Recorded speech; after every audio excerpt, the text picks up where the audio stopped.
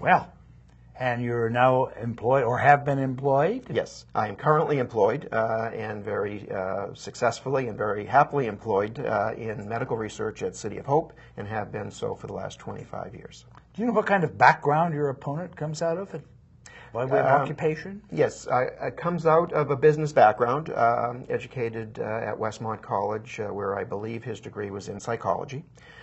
So he certainly knows the impact that, or should know the impact that stress and strain cause on the human well-being. Comes out of some political service in the Diamond Bar area, where I believe he served on the city council and mayor for a term, and has had two stints in the assembly, and now wants to... And the whole program is to not raise taxes. And not raise taxes. No matter come hell or high water. I think we may have some high water along the coast Let me start. Before too long, which we will have to deal with, and hopefully that can be done. And it can you be have done you have some water there with an interesting label on it. Yes, I do. This was a promotion that was given away at the first open forum for candidates that was held in Orange County back during the primary season, and it was given out by Mr. Huff. I believe that I thought it was a very nice gesture, by the way, because it was a hot day, and certainly it came in handy. Another bottle came in handy for the purpose of quenching thirst. However, what I was drawn to was, well, what does this symbolize? And to me, what it symbolizes is probably a solution, a very superficial solution to the water issues that exist around the world. The pollution of water is certainly an issue that we have here in the state of California, and that by apparently purifying water and putting it in a bottle, we assuage our conscience and don't have to any longer deal with the consequences that it might have on other species other than the human species, those that live in it and those that drink of it to survive. And I think the other thing it indicates is that that once you allow this symbol to serve as the solution, you really don't promote an open and honest discussion of what the real issue is, and that is that we have a water pollution issue, we have a water distribution issue, we have all kinds of issues associated with water that are only going to get worse over the course of the years, and we really have to come up with something better than simply bottling water to quench our thirst. Which sometimes is just municipal tap water, is that correct? Which is, and in fact we have our issues with that, and the purity that we do obtain from that source. Put it in a bottle. And, incidentally, Obama and the Democrats at the National Convention are pushing a water grid as well as a power grid. Yes. Does California need to hook into that? I think California has many diverse ways in which it can meet its water needs, that's for sure. And that, again, like food in many parts of the world, it isn't a matter of there not being enough, it's a matter of where it's located and distributing it appropriately.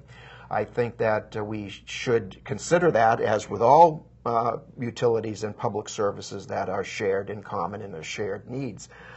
Whether or not the state is in a position to plug into that with its own needs is of course, an issue that would have to be looked into. I know it was a question, interestingly, on the League of Women Voters questionnaire about what would be my approach to the current problem of water needs and distribution in the state. And I have a plan that a multiple plan. I think that, like our energy needs, the state is of such a size and diversity that there isn't one solution that fits all, but there is certainly enough there's enough of a population to where many cost-effective ways of handling that particular issue could be arrived at.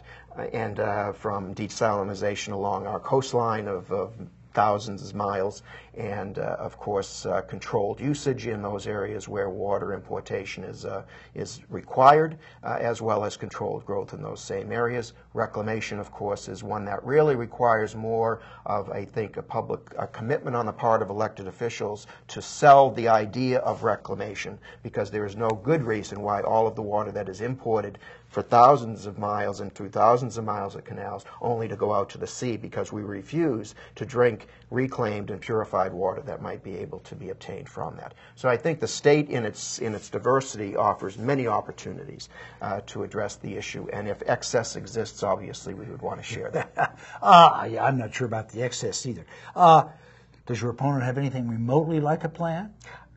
I have not heard of a plan on any of the issues. Any of the issues. And I guess it is easy if one only has to, of course, keep this pledge to the taxpayers and voters of the district and get elected. Because I found this to mean that I wouldn't have to know or come up with solutions, because, as we all know, solutions will ultimately cost some money to implement.